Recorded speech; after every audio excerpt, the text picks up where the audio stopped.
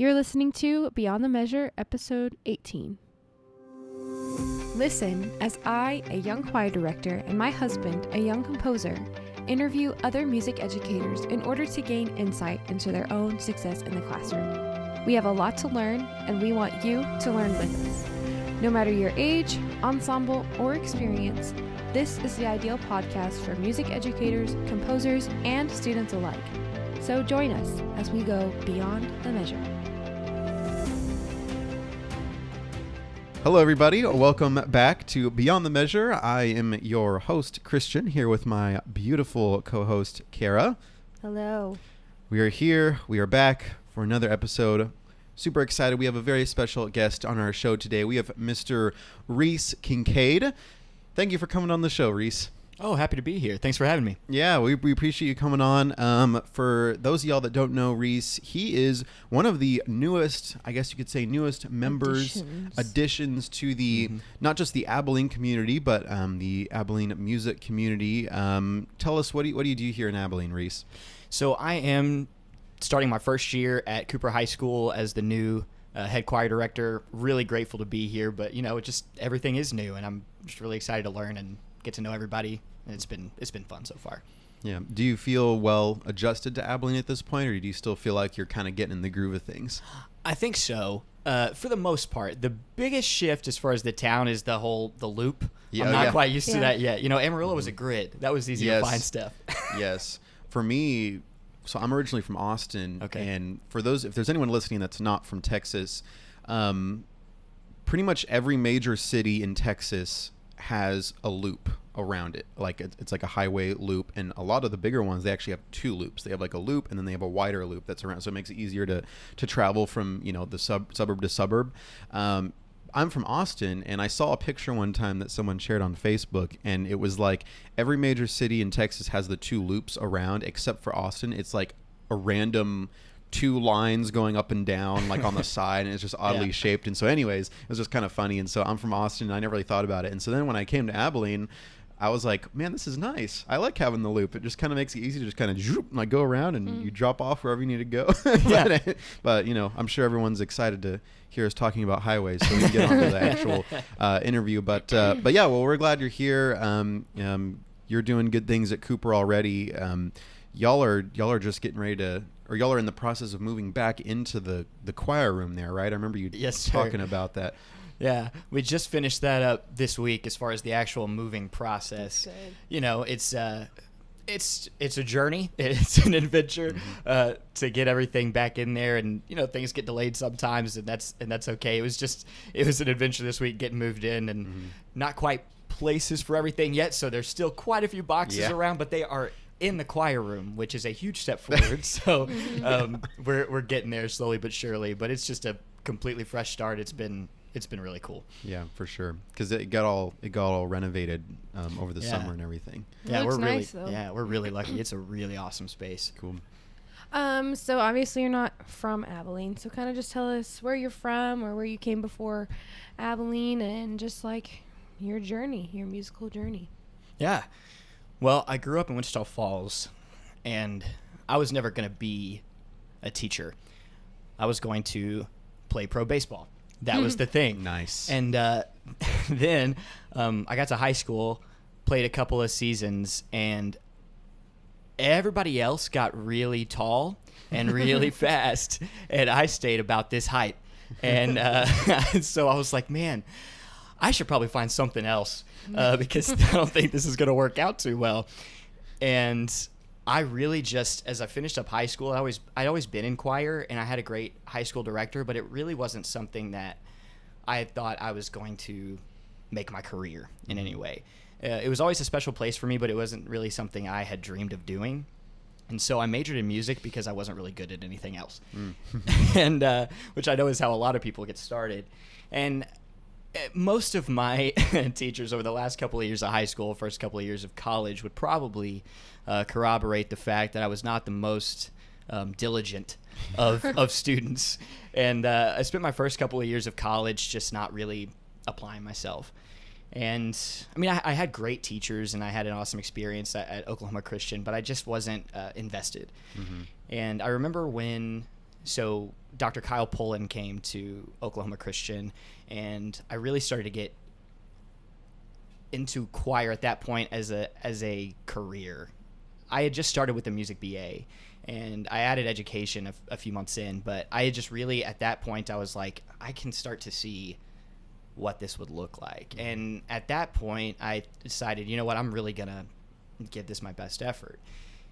And in doing that, I realized, like, oh, man, I found the right thing. Cool. Which is awesome. And after I spent those few years at Oklahoma Christian, and I got to have some leadership experiences. I was in a scholarship recruiting band that played at church camps over the summer. And so I played lead guitar and sang on a bunch of different stuff, like as many One Direction and Taylor Swift songs as you could possibly imagine, because that's what we played at church camps. But I was the student director of that group, and so we were playing One Direction, Taylor Swift, Jonas Brothers, whatever. That sounds like when I'm on a road trip with Kara. That's all I hear in the car. Yeah, it does. So I got to do that kind of stuff, and honestly had more fun than I was ready to admit at the time. But as I finished up college, I kind of thought, man, I really want to teach, but I'm afraid that I'm not ready. And I know that that's the eternal struggle, but I decided to maybe think about doing my master's degree. And while I was working at Oklahoma Christian, I told Kyle Pullen that I was thinking about doing a master's, and he goes, well, do you know who has a master's program that would be a great fit? My twin brother, Sean, at West Texas A&M. And so I was like, okay. So I moved out to Amarillo and did my master's degree at West Texas A&M, which I got a lot of podium time, a lot of great experience. And between those couple of experiences, I realized that this is really, really where I'm passionate. And I realized that music is a huge passion for me, but teaching more so. And so as I finished my master's degree, I decided, I really liked the area of Amarillo. And so I stayed around. I did my first year as the head director at Bushland High School, which is a smaller high school outside of Amarillo, and didn't know nearly as much as I thought I did. Yeah. And learned a whole lot in that year, and was very, very grateful for that experience. After that, I did the next 4 years as the assistant with Brandon Farron at Canyon High School. And then at that time, I started looking and potentially at head director jobs, and here we are. I had always known about Cooper, and I had known Kara Nizer, who had been there before, and I had a tremendous respect for everything that's been done there. And so here we are, and I'm just really lucky to be here, and I'm loving Abilene so far. Awesome. Yeah, that's great. And I'm sorry, you said, so you were assistant director for a few years. Did you say you were a head director at any point before that, or is this your first head director position? Yes. So technically, I guess I was the head director at Bushland, but it was me. There were okay, two. So it was a smaller program with one director. So gotcha. Maybe director would be the more appropriate title. Okay. So like now being at Cooper, and also I guess I was going to ask about like the size of that school versus this school. Is there any size difference there, or is it about the same? Yes. So when I was at Bushland, it was a 3A, and so Cooper's a 5A. So Gotcha. Yeah. the school itself is considerably bigger. Okay, gotcha. So have you been able to tell like any differences as far as like, well, one, the difference in the amount of students that are there, but also now actually having an assistant director with you here at Cooper, has there been any like changes that you like or that you don't like, or that, I don't know, that you think is worth noting, or do you feel like Sure. it's about the same? There's quite a few different concerns that I was prepared for, but it's just different doing it, Yeah. I love everything about it. It's just very different. There's a lot of the biggest difference is, I wonder when this is going to happen. Yeah. Oh, I guess that's my decision. Yeah. I guess, Yeah. oh, okay. Are we going to do this? That's There's me. nobody to ask. I guess the buck stops here. So that's the biggest shift. And I enjoy that, but it's just a big change. Yeah. I've never really thought about that. I mean, I've never really been in a position like that before. And so, I mean, it's kind of like adulting on steroids. Exactly. It's like you got out of the house and now you're doing your own life. Well, now you're in your own class. Making the decisions. for Exactly. everybody. And I've been very, very lucky to have some amazing mentors. Yeah. And through the course of your career, sometimes we rely on those people quite a bit. You know, when you have a question about, wonder if this piece is going to work. You know, there's a lot of times where I'm like, hey, have you done this before? And now it's kind of like I feel like these are some things that I have to try for myself and fail a lot and go, oh, you know why nobody ever does this piece? That's why, you know, because you can't tune it or whatever it might be, for you know? Sure. I guess that's a question I have for both of y'all is when you're having to make those decisions. I mean, I imagine there's maybe kind of a struggle there as far as like, you know, it can be hard having that, you know, you have that responsibility and you have to make that decision. There's not necessarily anyone you have to answer to as far as, or like get advice from. Right. And so it's kind of really just on you on, is this the right decision to make? Like, is there ever a struggle like having to make those decisions? And if so, I mean, how do you go about handling that? That's absolutely, there's a big struggle there. And the thing is, at least for me, there's really no way to know what the right thing is in some situations. You know, okay, so maybe your concern certain years is I want to make sure that I have more tenors and basses in my choir coming up, because that's a struggle for everybody at one time or another, right? And so maybe you have the idea and you go, you know, I think it would be really good to try a concert specifically for this or this for recruiting, or, you know, an event that's specifically geared at a certain group of kids to accomplish a certain thing. And there's really no way to know if it's going to work in your situation or what that needs to look like. The only way to know is if you just to try it. Yeah. It's just to say, you know what, I have this crazy idea. Maybe it'll work. Maybe it won't. Yep. Give it a shot. For sure. You miss 100% of the shots you don't take. Wayne Gretzky. Michael Scott. Michael Scott. That's hanging up in my office. It's hanging up in his office. Yes, I like wrote it on my whiteboard. I tried to like mirror the way he wrote it on the show. Those of you that got that reference, good for you. If not, I'm sure you'll get it someday. So cool. What about you, Kara?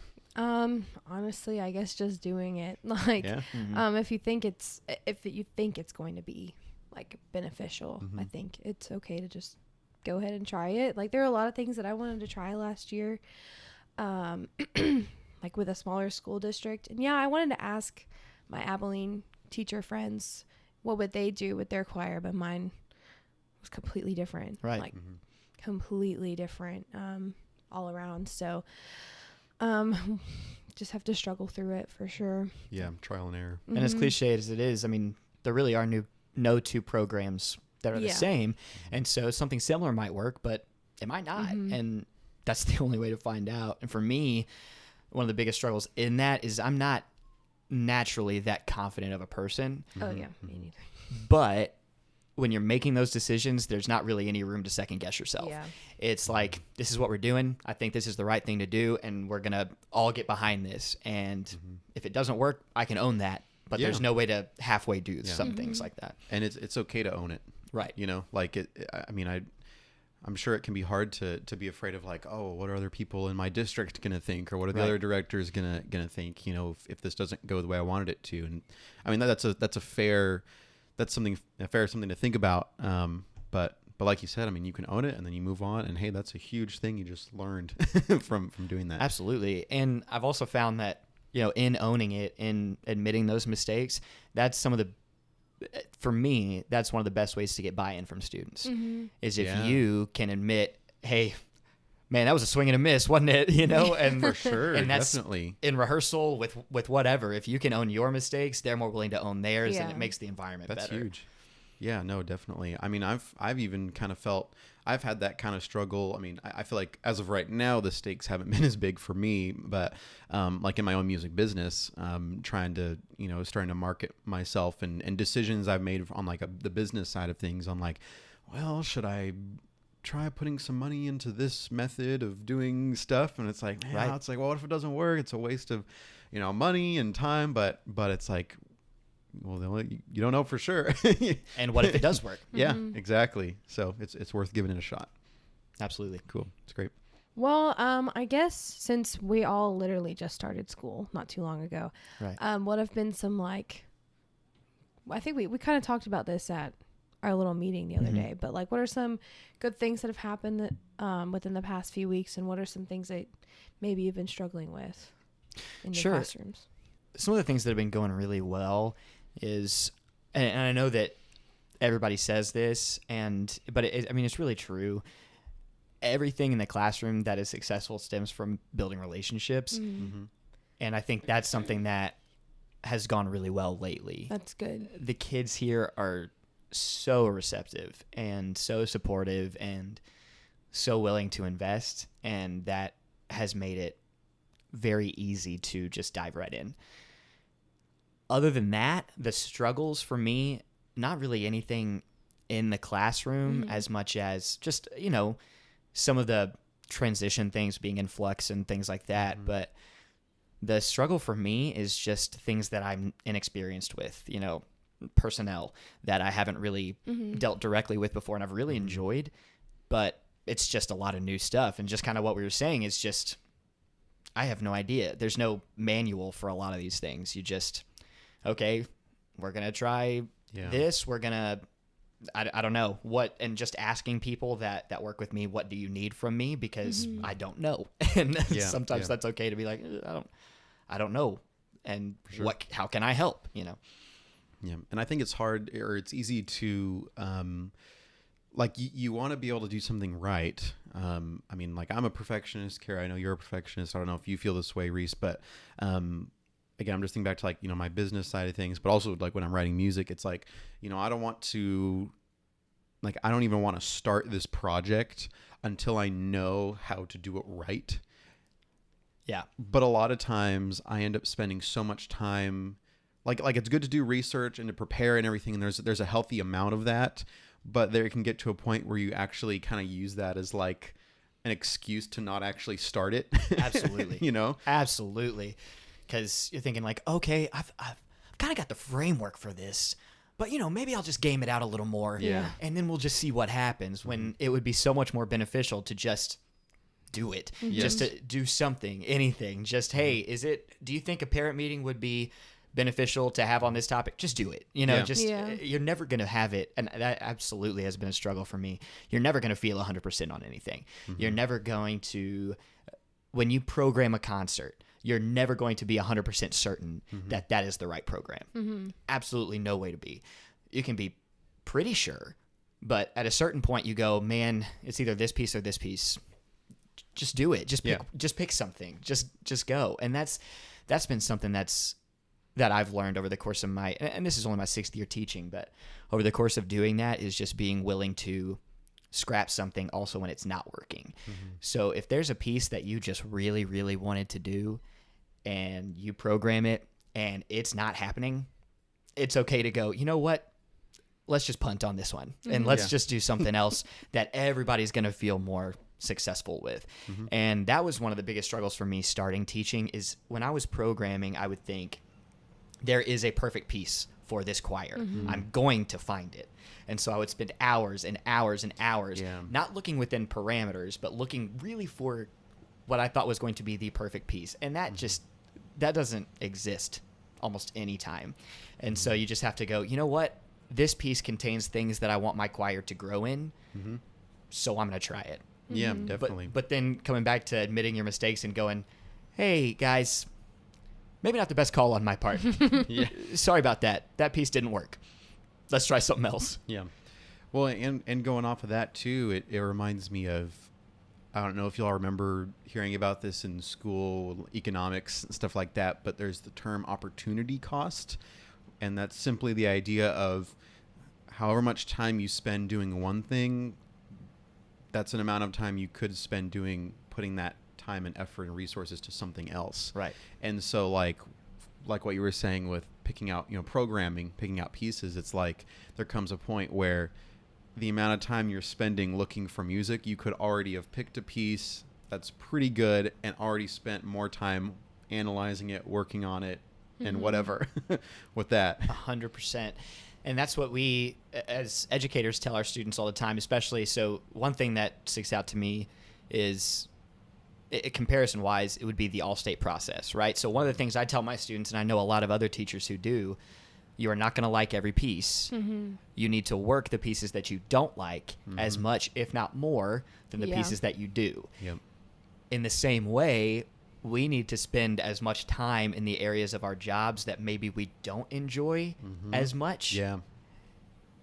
Not because, so if we spend that much time programming, which is something that most choir directors really enjoy doing, you know, looking through music and finding new stuff. Yeah, yeah. It's fun. It's a blast. And I mean, for those of us who do it, I mean, a lot of people are probably like, "Oh, that doesn't sound fun." But you know, for most of us, that's fun. You know, you different websites, different conventions that you're looking for stuff. But if we spend all of our time doing stuff like that, there's a lot of things that fall by the wayside. Yeah. And so just being mindful of, okay, maybe I don't want to spend this much time working on our calendar for the year, but I should. Yeah. So I'm going to make sure that happens. And where can I shave off some time? Yeah. Oh, definitely. Can you relate to that, Kara? Yes. I know you. Other things. Yeah. I was saying, I know you really enjoy programming music and stuff. I do. But I don't know, how long do you usually? I don't really know, but I don't think I spend too much time on it. Yeah. But I don't. I think definitely during like UIL, that's whenever I probably spend the most time for sure to make sure it's like good, right, and that they'll be successful on it and everything. Yeah. But I feel like kind of like all these things we're talking about. It's like, you know, there are different aspects to your job that require different brain functions. Sure. And it's about finding the balance between those. And I keep thinking about there's a business book I read called The E-Myth, revisited by Michael E. Gerber, and he talks. It's like a really famous book for small businesses, one of the most famous books for business. But he says that like everybody has like 3 different workers in their mind, and there's the entrepreneur, the technician, and the manager. And so like the entrepreneur is the one that's like constantly coming up with ideas, and you get yourself excited, like, oh, this is a really good idea. What if I did this? And then the technician is the one that's actually doing the stuff. Right. And like you're actually doing the work, or you're working within that. So that probably for like a choir director, that would be maybe like picking out music or actually teaching the music and stuff like that. But then there's also the manager, which is more of like the planner, you know, the Right. person that organizes everything. So that'd be like doing the calendar stuff and the logistical things. And he talks about how everybody has one of those people in their brain that's like the biggest one, like they do the most work because that's like your personality and what you enjoy doing the most. Right. So so like if you enjoy like doing your calendar and maybe picking out music or analyzing music, that's probably more of a manager or technician thing. And so like that's good, but then if you don't have enough balance of letting those other people take the forefront, then it leads to a lot of imbalance. But he goes off a lot about that kind of stuff. But like just what kind of reminds me of is all those different aspects of your job, you know, being able to have that balance. Yeah, we wear a lot of hats for sure. Absolutely.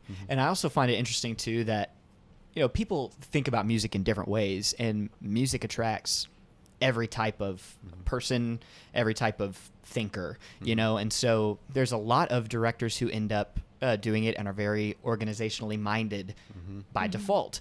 That's not necessarily my default setting. Sure.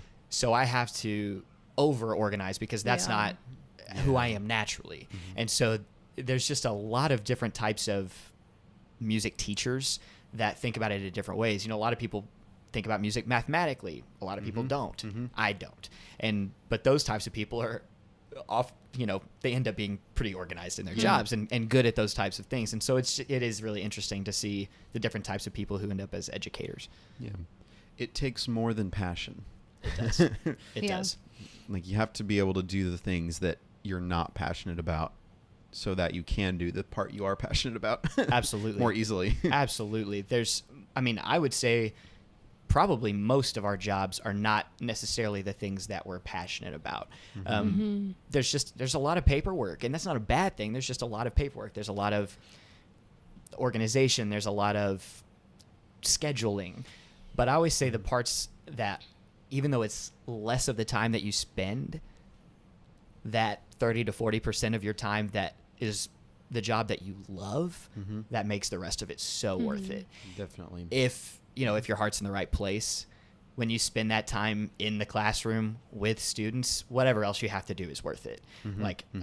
I will spend, I always tell my kids this, I'll spend as much time as I have to doing whatever else if it lets me be here with you guys making music. Yeah, definitely.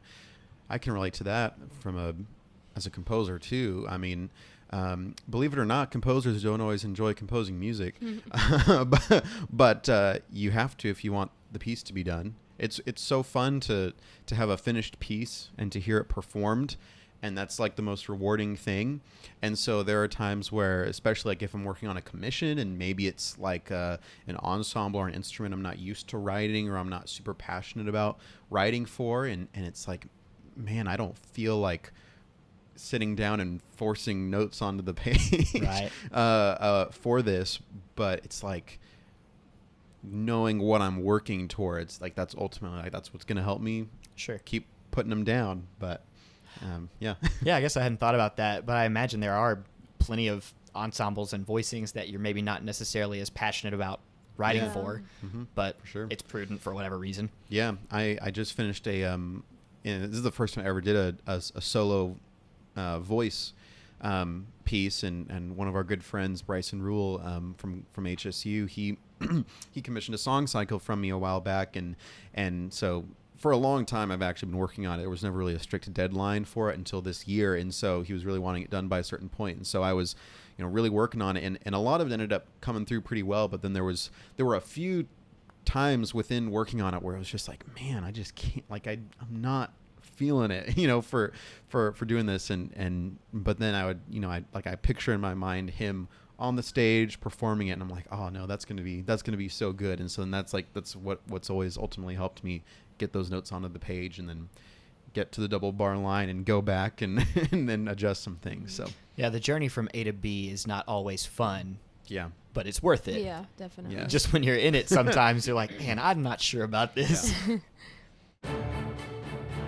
Let us take a quick break real quick so I can tell you a little bit about this podcast's primary sponsor, which is Christian Fortner Music. That's right, my own music business. This is the primary platform that I use to sell my music, and you can find it at www.christianfortner, that's Fortner, music.com.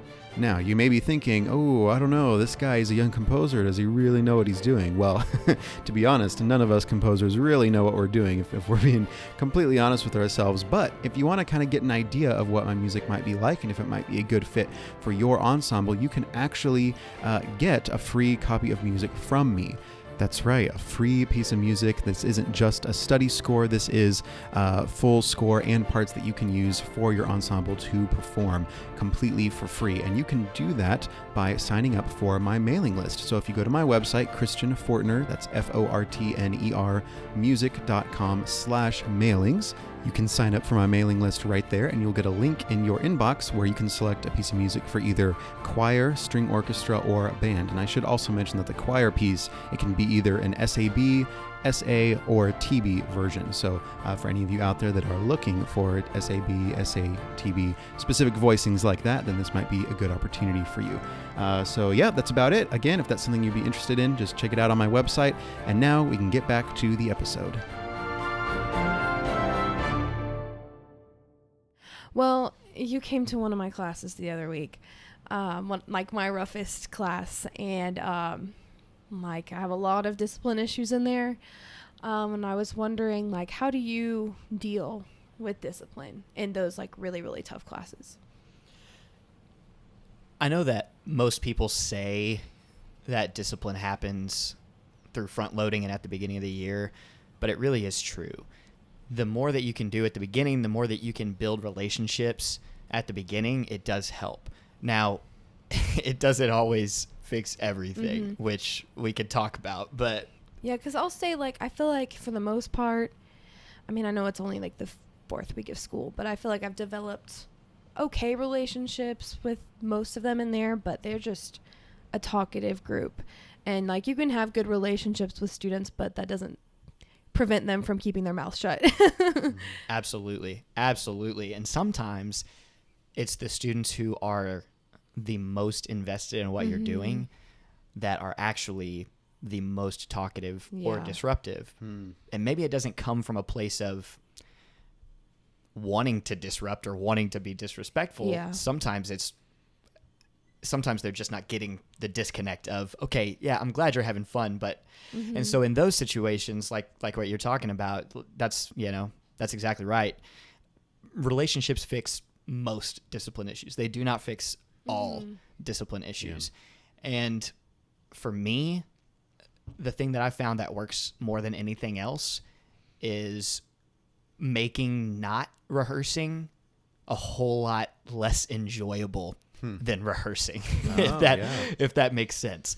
So a lot of worksheets, if you are not participating, a lot of I normally instead of worksheets, what I've done the past few years is I just give them a music history textbook, and I'm like, write me 5 pages on Mozart. And normally, after a few days, they want to rehearse again because you want to make it clear, like, hey, we need to be on the same page. If you don't want to be in this class, I understand that, but you are. So why not just make it easier on yourself? You know, you're already here, and I don't like to think of it as punishment. I like to think of it as just make the best of a situation. You know, just if you don't want to be here, that's fine. And there's no hard feelings, but you're already here. Isn't it more fun to be good at something than it is to be bad at something? Yeah.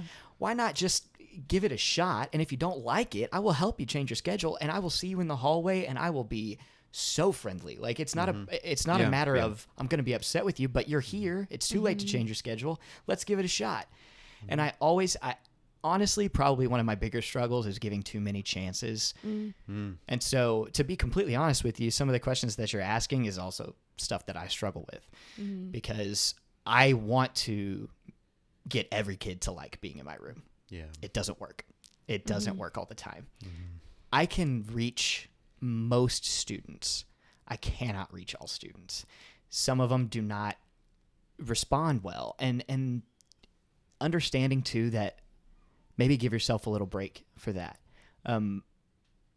Maybe it's not your fault. Maybe it's not their fault. Just help them find something that they will excel in. And if that's not in your room, that's okay. But it is hard.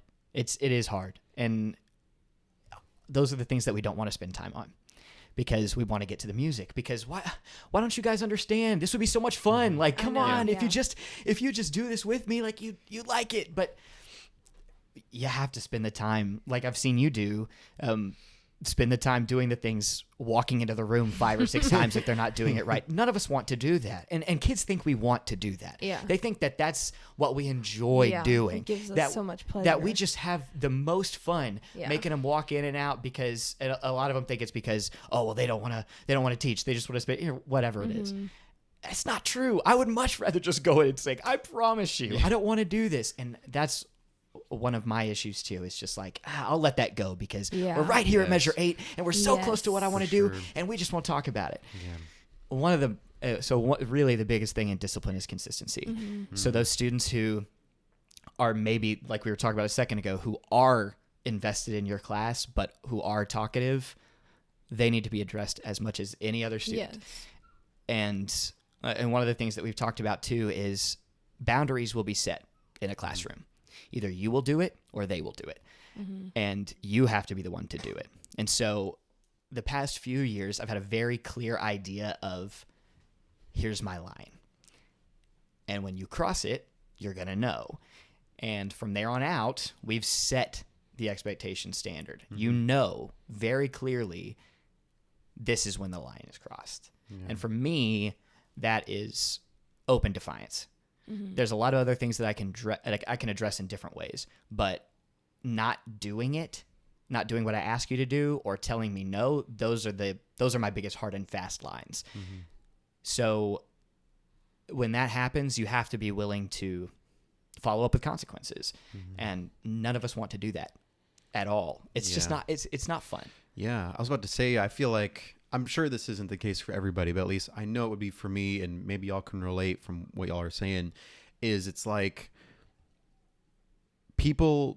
students disrupting a classroom is super, super, makes things very, very hard.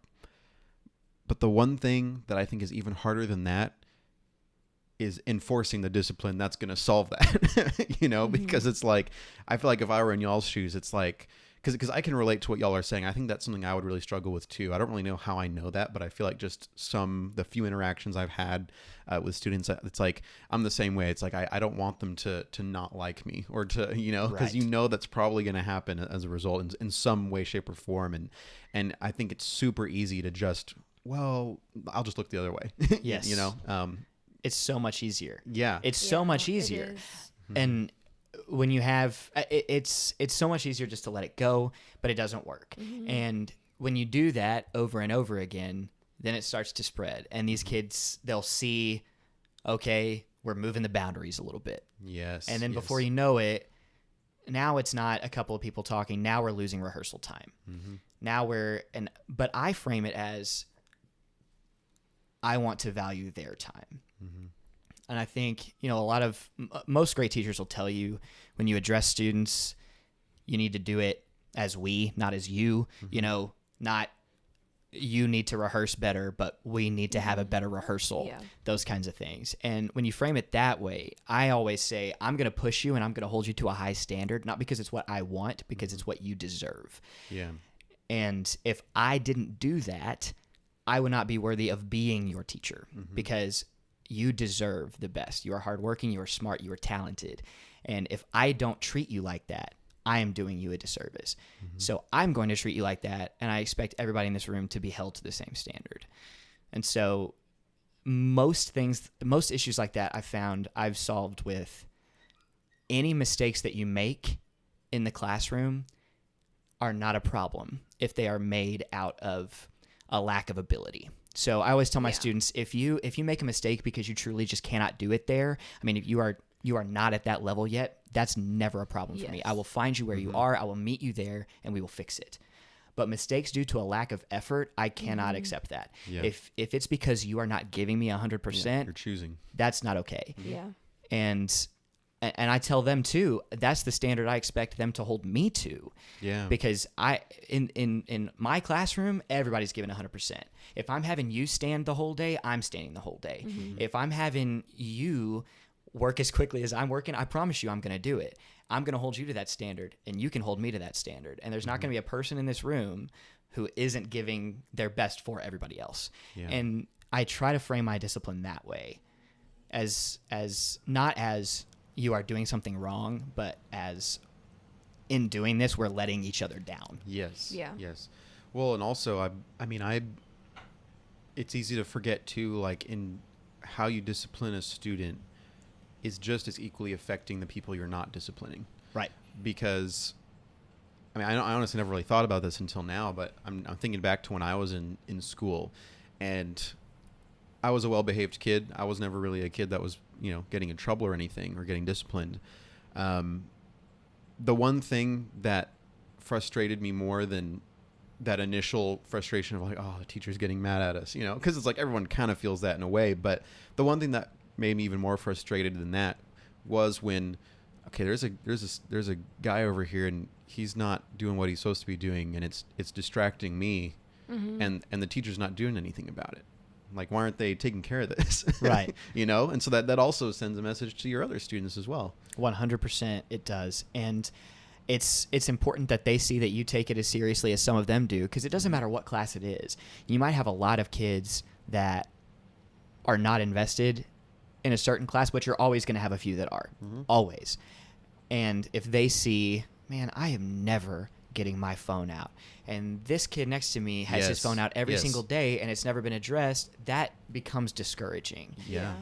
And I think, and like what we said earlier, I said that it's hard to reach every student, but that doesn't mean you don't try. And you're going to give it the best shot for every single kid in that room. And honestly, they want that. They do.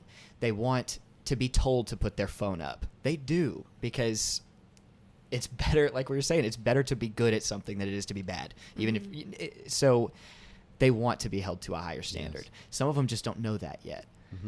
But how many students have we had at the end of the year that said something to us, to the effect of, man, I just loved choir this year. And you go, Really? did? You did? Yeah. You did? That is a surprise to me, you know? And I'm so happy, but you do it for that. You do it for those moments because there are it doesn't, and you never know who it's going to be, but there are always some kids in the room that are responding more than you think they are enjoying it more than you think they are. And you never know who it is. So you treat it like it's everybody. I've heard that from like every teacher, music or not. So Yeah. I think that's so important to remember is you never know. You'd be surprised at what kids say that. Absolutely. You never know. And I think that's one of the things that makes what we do so special is because you just never know who it's going to be and how they're going to be affected by it. And a lot of times it's not something that you did. What I've found that some of the most special things that happen in the classroom are the environment that the kids create. Yeah. The safety that they create, the support that they create is a lot of times all you do is facilitate and you just watch them go. And it's just so rewarding. Yeah, for example, my mom, she's a teacher. She teaches elementary school, and I've heard her say multiple times, like, it's almost not even necessarily at the end of the school year. It's like not until the next year that one of her former students, and it always seems to be the ones that were the more of the troublemakers. They're the ones that end up coming back to her classroom, like to say hi and to say, "Hey, hi, Miss Fortner, I miss you," blah, blah, stuff like that. And so it's just, I've heard that so much, and so that's something to keep in mind as you go throughout the year. And then the other thing I was going to say is that reminds me of in episode 13 when we interviewed Wendy Weeks. She talked about how having classroom structure, and I think by extent that, you know, those standards for discipline, it communicates that you care for your students, that you've given them, you care enough about them that you've given them a standard to hold them by, and that just communicates that love and that care. Absolutely. And I think that is really, you can boil the most important aspects of what we do down to those couple of things. And it's not about results. It's about what kids are, obviously we all know this, but what they are growing in your classroom, and understanding that everybody, no matter where you've been, what program you came from before mine, what you've done before, everybody who walks in our room has a clean slate. So what are we going to do with it? And that's one of the things that I struggle in a lot of areas. But one of the things I pride myself on is teaching kids who started the year and didn't want to be there, and getting buy-in. And that is something that I've had success with. And I know I've heard this on a couple of episodes that you guys have done before, but when admin comes into your classroom and they're like, all the kids that are in here, I would not expect them to be working as hard and singing like they are. And because I don't want to know what they're, it doesn't matter. You're here and you have a chance. So what are you going to do with it? And more often than not, kids surprise you. I think, and one of my biggest things is because I've spent most of my time teaching high school students. And one of my biggest things is I think most people underestimate high school students. They are capable of so much more than people give them credit for. And that's not just high school students. I'm just saying that because that's my experience. But they're capable of so much more than a lot of people give them credit for. And when you hold them to that standard and you demand that of them, a lot of times that's never happened before. And when they achieve that, or when they grow and they see that, you get buy-in like you would not believe, because you might be the only person who's demanded that level from them. And that I've felt is the way to reach a lot of those kids, and it works more often than not. And it's not a trick. It's a respect thing. Well, and I was going to say, I mean, Kara, I was going to applaud you this week. You told me about there's kind of a situation where you had a student that wasn't one of the, wasn't a super big, distraction all the time, but it was kind of like they're kind of in the, sometimes it kind of depends. And like, can you talk about like kind of how how you feel like you got a kind of a good, and this is kind of a good individual solution for. Well, in my advanced girls class, I haven't had like discipline issues, but there's just like this wall kind of between me and I feel like a majority of the students, just because I'm the new teacher and I'm not, Miss So-and-so. And like, that's fine. And I knew coming in that there would be like that wall. And there's one who like I know is a really hard worker, and whenever I do work with her section, she's always right with me.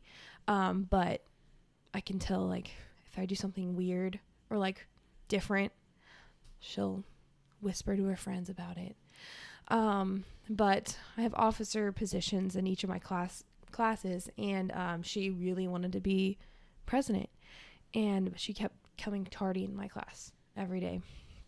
And I pulled her aside. I was like, hey, you have like what it takes to be a president, but you need to get here on time. And she's like, yes, ma'am. The next day she was like running in. She was like, Miss, I got here on time. I was running from athletics. And then that whole day she was like, the people around her, she was like telling them to be quiet and everything like that, like showing me that she really wanted it. And so then people voted, and it was a tie between her and one other student.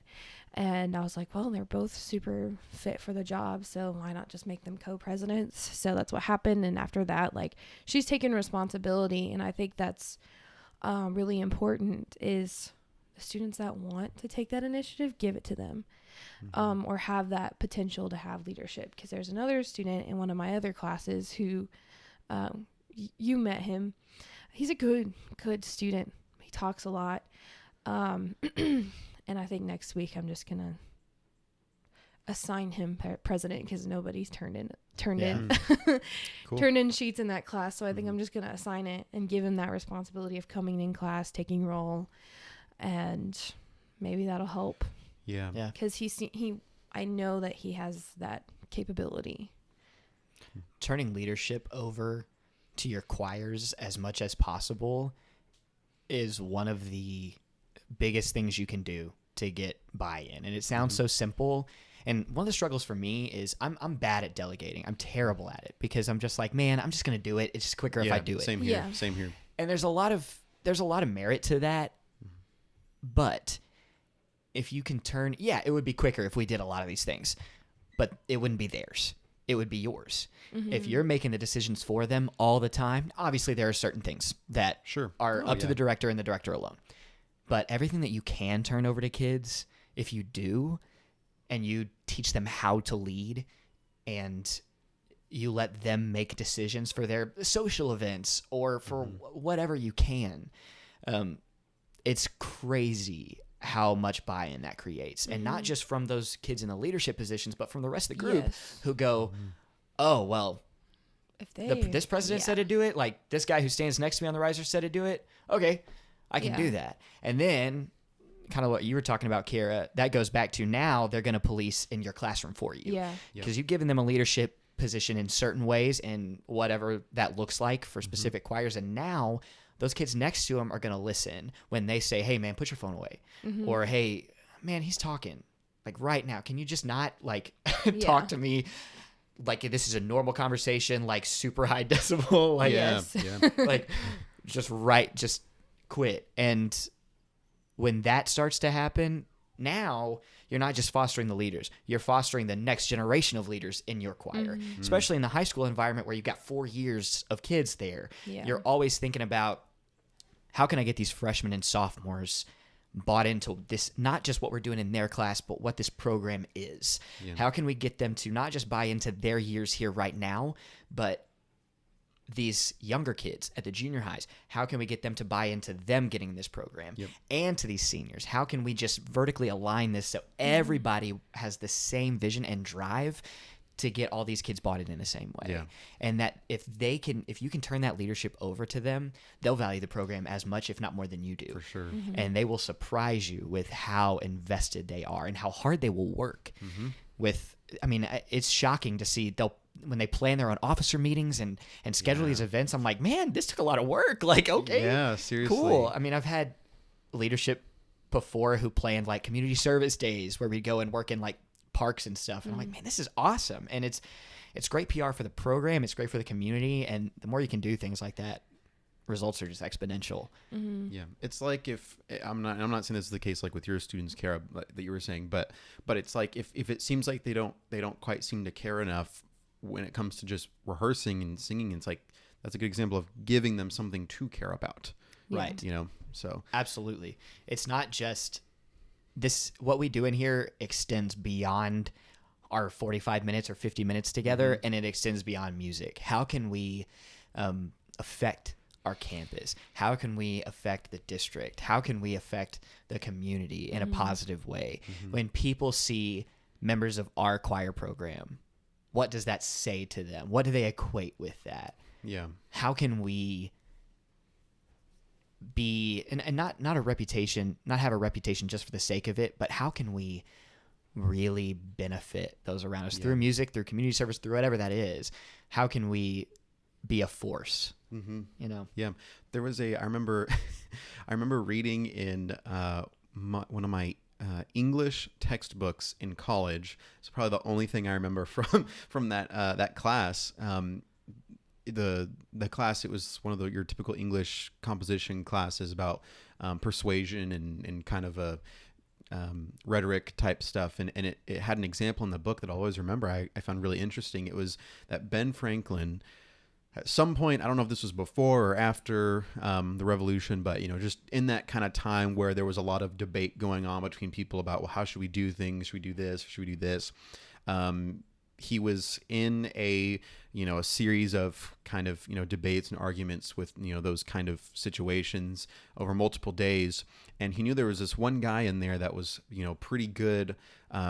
Had a pretty good at arguing for the other side, and he knew that he was going to be a strong opponent and trying to persuade whoever they were trying to convince. And so what he did is he actually connected with him and asked him to do something for him. And I don't even remember what it was. I mean, I have no way to remember, but it was a way of Ben Franklin showed this other guy, I respect you and I believe in your ability to do something well, and that in turn made him respect and treat him more. And so once it actually came time for when they were debating about whatever it was, that guy ended up not being as harsh or going against him as much. And I think it actually ended up resulted in Franklin persuading people to go with his side or whatever. And so that was just I'll just always remember that, like, it was such a cool, and it was like that was actually a technique that it listed that you can do is if there's someone that's kind of going rubbing against you, is you can actually ask them to help you. And that in turn kind of breaks down some barriers there. Absolutely. And that's, turning over leadership to some of those students. And because especially some of the kids who, like you said, so we've been talking about following successful directors. We've mentioned that a little bit today. And you're going to have those kids who, well, this isn't the way we've done it before. Well, okay, then let's do it together. What do you think? And that's not what you do all the time. Okay, well, I'm sorry you feel that way. We're going to do it this way. That does need to happen sometimes. But there's also room for, okay, then step up and do it then. Give me feedback. Then, okay, then, but what are you doing to make it better? We're not just going to sit here and complain. What are we going to do? And, we were talking about The Office earlier. There will be some kids that you do have to address in the way that Michael addresses Stanley when he said, the did I stutter? Yes. Where you go, hey, you do not have to agree with everything that I'm doing, and I respect that you don't. That is fine. But you will respect me. That's going to happen. You're not going to defy me like that. You don't have to like it, and I respect that you don't. Yeah. And that's something that's really, really hard for me. I'm a people pleaser, big time. And I have met more choir directors that are people pleasers than aren't. Everybody that I know got into it for the right reasons. We love kids. We want to reach as many kids as possible. But there will be kids who, as you come in and you're new, or you're doing something different, or just literally your teaching style, they might not like it. And that was one of the hardest things for me, is not taking that personally, because no one tells you when you get into teaching that just hurts your feelings. It really does. Because I consider myself a nice guy. There's a lot of people who might disagree with that, but I consider myself a pretty nice guy. And when you have kids who just do not like you, and like you were talking about earlier, turn in and whispering to their friends and are very obvious about why they're doing it. Yeah, no filter. It just hurts your feelings, and it makes you sad, as simple as that is. It's like, I'm just doing my job here. Yeah, and you're like, I don't have a problem with you. Why do you have such a huge problem with me? What have I done? And just realizing that sometimes that is going to happen, and it's not your fault, and it's also not their fault. You just didn't click, and it's just really hard to get used to. Just being like openly disliked, because kids will dislike you to your face, and they can do that. They're kids, you know, and just being like, okay, I think I'm still doing the right thing. I think I'm making the right decisions. That's still, it's just hard. There's just no prescription for those types of things. Like, but I always tell student teachers that, especially if you're following a program with a long tradition, there will be kids who do not enjoy your teaching, and it's not always your fault. We can always use constructive criticism. Don't get me wrong, but I'm like, nobody tells you that will. It'll hurt. Yeah. It'll hurt when you're doing everything you can. Because this kid, and a lot of times these kids that are the ones that have been bought in are very talented. And they've been working really hard in the past few years, and they have opinions. And you're like, oh, man, but I really need you. I really need your voice. Yeah. Please. And it doesn't always happen. And they're not going to always vibe with what you're doing. I think that's what they say, vibe. Yeah. They do. I've heard that word a lot lately. They also don't prepare you for how old you're going to feel as quickly as you do. Like, I've only been teaching for 6 years, and there are so many times where I'm like, is that not, I'll say something, and I'm like, is that not cool anymore? Are things not a mood anymore? Like, I don't hear anybody say that. Yeah. It used to be a thing. Doesn't happen. They're like, oh, Mr. Kingcade. Or dabbing. Yeah. Dabbing's out. Oh, not a thing. Not a thing anymore. Can't do it. And if you do those things, now it's cringe, which is also a thing. And I'm like, okay, I'm trying, man. So a lot of what I do in those situations is I just lean into it. Yeah. They don't think I'm cool, so just steer into the skid, man. Just dad jokes like crazy. And I always tell my students, the less funny you think I am, the funnier that is to me. Yeah. So I feel like dad jokes have always been old, which is why they never get old. Exactly. And I also like to do that because I'm a very I'm normally a pretty chill guy in interpersonal situations, but most people would tell you that in rehearsal I'm not that way. I'm pretty intense, and my rehearsal pace has been described as frenetic.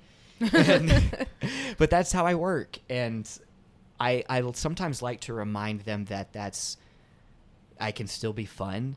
And so if we've had a hard day of rehearsal where I've been really hard on them, sometimes I'll go like, hey, how many apples grow on a tree?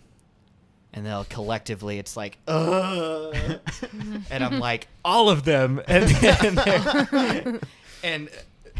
they don't hate it as much as they say they do. Yeah. But I like to do that sometimes just to kind of lighten the mood a little bit, because they need to see that you're a real person. Yes. And that you don't only care about choir. You do have other things about you, you know? One of the most memorable things about my high school choir director, Mrs. Brenda Justice at Rouse, we always knew her for she was like a storyteller. And so we could be in the middle of rehearsal doing something, and then we'll like read a piece of the text, and then she'll be like, oh man, that reminds me of this. Okay, all of y'all sit down. I need to tell you all a story. And so then we would, all right, it's story time. And so then we sit down, and she'd just spend just a couple minutes, but telling a story. And it was funny, and it was just a nice way it was kind of like a brain break at the same time. And it was just kind of a nice, right. And then there was even one time where someone gave her, because she was like our mama, and so someone got her a picture book, and it was like Why Dragons Love Tacos or something like that. Some really random, and she was like, oh my goodness, this is the coolest book ever. All right, everyone come sit on the floor, I'm going to read you all this book. And so then she read us the book as if we were in elementary school and we were high schoolers, right? And it was just things like that I mean, you could, it like, it's so easy and it's simple, and yet it was such a unique because that doesn't happen in any of your other classes, right? Exactly. And so it's like that was just another little thing that was added on that made it such a unique and memorable experience. And it was like, wow, we just took a break and read a book about tacos. Exactly. Like, and it's not just for fun in a lot of those situations. A lot of it is, one, you're showing them that you're a real person. Yeah. Two, like you said, a lot of times, and it's not for lack of trying, but it's just a lot of other core classes don't lend themselves as much to what we do. And we have to understand that we are very privileged to teach the whole student, to really get to dive into who they are as a person and to make them feel safe in our classroom so they're okay with being musically vulnerable. Because singing is so, and I'm not well versed in a lot of other aspects of I was never in band, I was in orchestra, but singing is just so deeply personal. It is. And if you are telling a student, a high school or a junior high student that is already in a tough time of their life, if you're trying to correct their singing, you are correcting something about them as a person, because we are our instrument. So you don't get to do that without earning their trust. Yes. They don't owe you that. And a lot of people think that because I walk in on day one, they owe me that part of themselves. They do not. You have to earn that. You have to show them that you are worthy of their trust. Because do they owe you their respect? Absolutely. As a teacher, they do.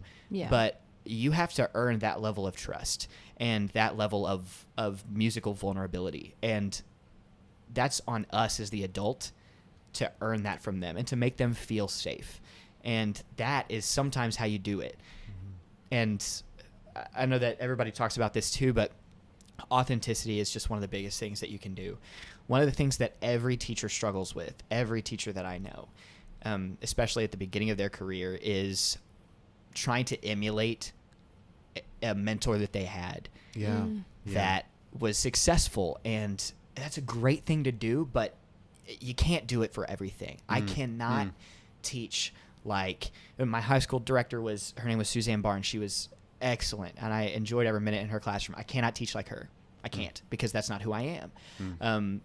I cannot teach like Sean and Kyle Pullen. I can't teach like Brandon Farron. I can just be a little Frankenstein with things that I've taken from them that I pieced together that have worked. And believe me, I'm going to try to steal as many things as possible, but some things don't work. And or maybe I can do something similar, but I'm not going to say it that way.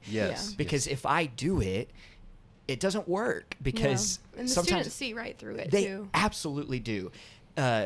Kids are the best judge of character. They see through anything if it is not authentic, and they see it so fast, and they'll write you off like that. It's done.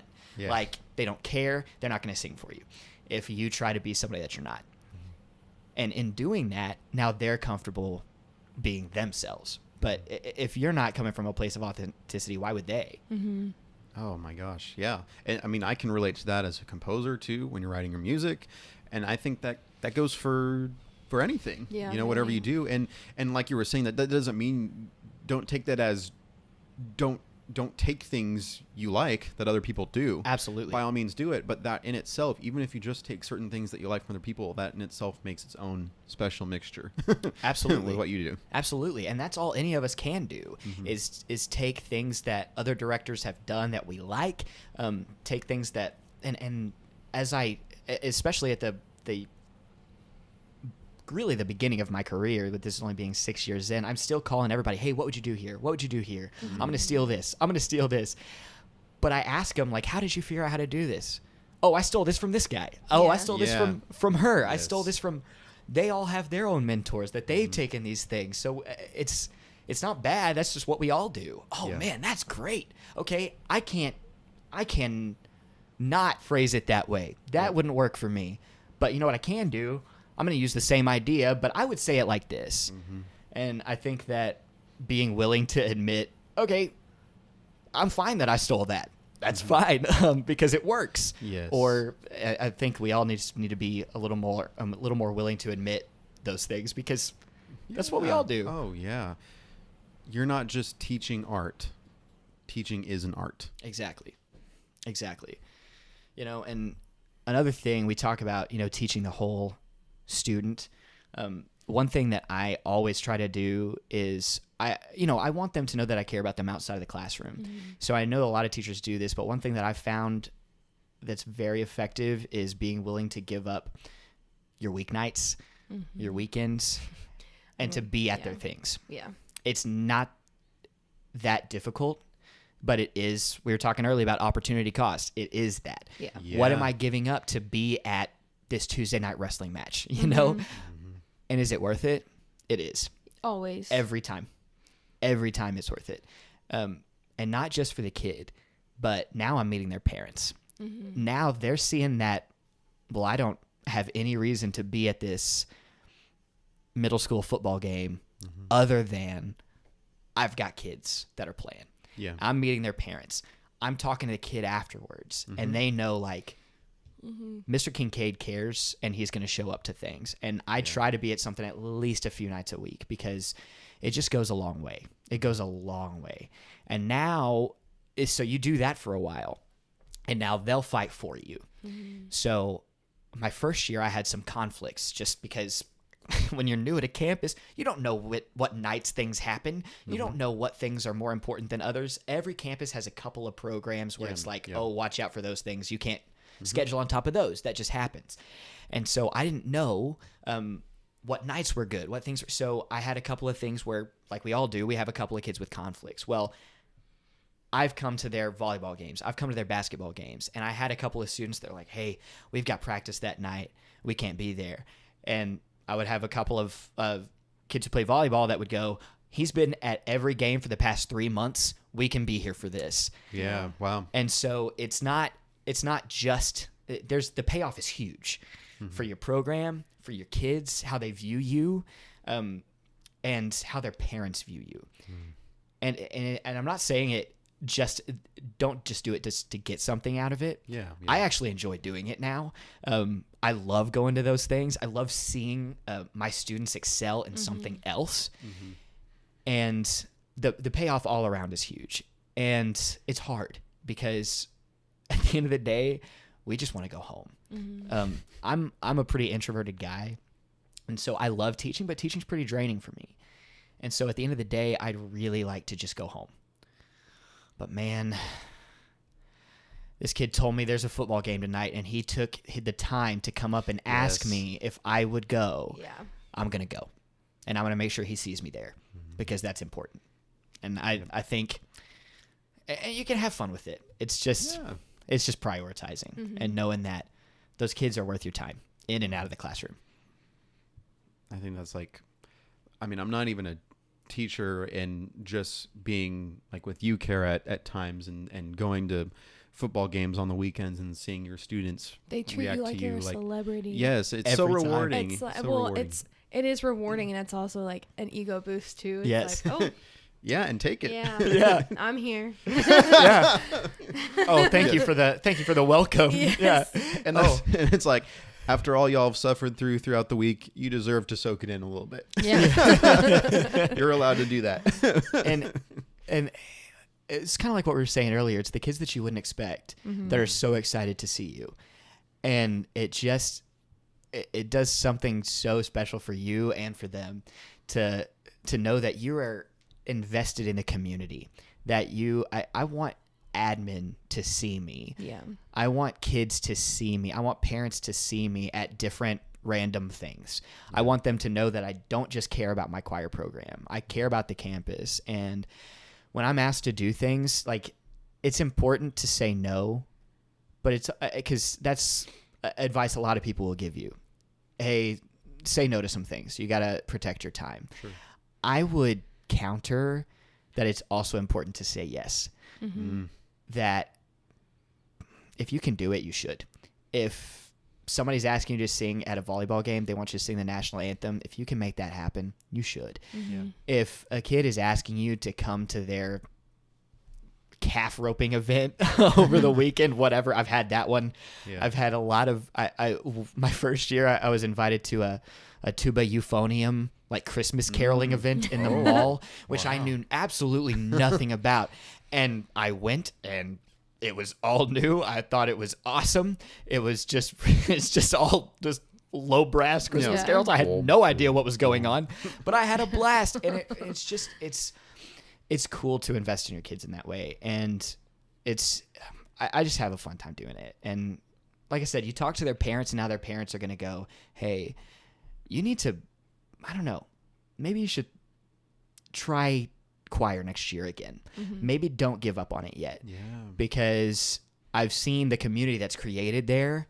And I've also had parents who go, like, you get to banquet at the end of the year, and it's emotional, and you're having memories, and you're talking about the year in the past couple of years sometimes with students. And I've had students who told me that their parents came up to them after banquet and go, I know you didn't sign up for choir next year. That's dumb. You should sign up for choir next year. Where do you get something like this? Yeah. Where do you get something like this level of community? Why would you not want that? Yeah. No, it speaks volumes. And we're kind of over the hour mark, so we'll probably wrap it up here soon. But that also reminds me, well, first of all, you saying that, I mean, this is motivating me, and I'm not even a teacher. It's like, I want to go to my students' games. Oh, wait, I don't even have students. but I will say, I mean, I can relate to that as an admissions counselor, too. Yeah. We had a student that came in as a music major this year, and it just happened to be music, but, I mean, this could go for, any area.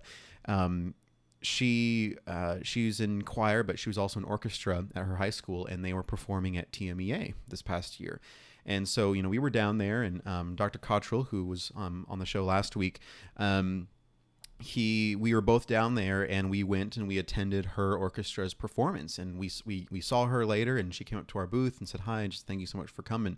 Well, just a couple weeks ago, the school year started. She's here as a freshman now, and she told me after choir a while back, she was like, hey, it was just so cool seeing y'all deliberately come to my performance and saying hello, and that y'all did that for me. And that was what made me decide to go to y'all's school over this school. Wow. And just hearing that, it was like, wow. Like, that was so, I mean, and here she is. Like, that was one of the biggest factors that made her decide that. So, I mean, those kind of things can just go a long way. And again, that just happened to be in a musical context, but it's just like what you were saying. I mean, going to the football games, the wrestling match, or whatever. And sometimes their parents don't even go. Like, exactly. their parents don't go to their own events. And so we're like the closest thing that they have. And it just, it means a lot to them if their parents don't even come, Exactly. Because you might be the only person that they have cheering them on in the stands. Oh, yeah. And that goes a long way, not just for them, but for you. Just to know that somebody cared that you were there. It's really cool. And, just on that, if a team is selling merch, I try to buy the merch. If there's a dress up day, I do it. Or a fundraiser. Yeah. And I try to look as ridiculous as possible on those dress up days, because you want people to see, like, I'm not going to come in and this is not an 8 to 3 job for me. I want to be at the things. I want to help you with your fundraisers. I want to buy the merch and wear it to your game. I want you to know that I'm going to ask for everything you've got in here as far as your effort and your time and your spirit and all of those things, but I will give you that same thing. I will give you my time and my support everywhere else also. Yeah, and that's something that, going back to what we were saying earlier about being unsure if you're making the right decisions in the classroom and stuff like that, it's like if you do those things, at the end of the day, you can say to yourself, man, I don't know if I could have taught that sight reading better, or we could have gotten further in that piece, but man, those students know that I care about them. Yeah. Exactly.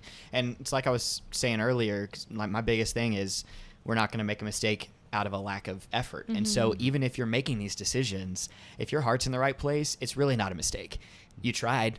And so I'm going to do it differently next time maybe, but we gave it a shot, and I did it for the right reasons. And as long as we're all doing that, we're moving it forward. We're having a vision. We're doing something together. And that's all anybody can do. Well, I think that is a great place to wrap things up. Reece, thank you so much for being on the show. I mean, there was so much good stuff in there. And, I mean, hey, that's motivating me just as an admissions counselor and as a composer too. And I hope that helped you, Kara, as well. It did. I mean, I think that's all good stuff. Before we go, do you want to just tell us? I mean, you've already kind of talked about, but just tell us about your choir and where people can. I don't know if y'all have anything online or social media or anything like that, and kind of where people can find y'all. Absolutely. So right now we're working on moving a lot of our information and disseminating the information through the same thing. So it's not up yet, but in the future you can go to Abilene-CooperChoir.com and Awesome. that will just take you wherever you need to go. We're trying to update all the social medias and Yes, making sure for that's sure. in one place. It's been great. It's just refreshing, Sure. especially with, just tried everything for the first time and making sure it works. But Abilene-CooperChoir.com will take Cool. you wherever you need to go. Yeah. And once that all is up and totally finished in social media, we'll put that down in the show notes. So you can just send that our way once that's all ready to go. Oh, that's awesome, man. I appreciate that. Perfect. Alrighty. Well, Reece, thank you so much for being on the show this week. We really enjoyed having you. Oh, my pleasure, man. I had a blast. Thank you both. Awesome. Thank you.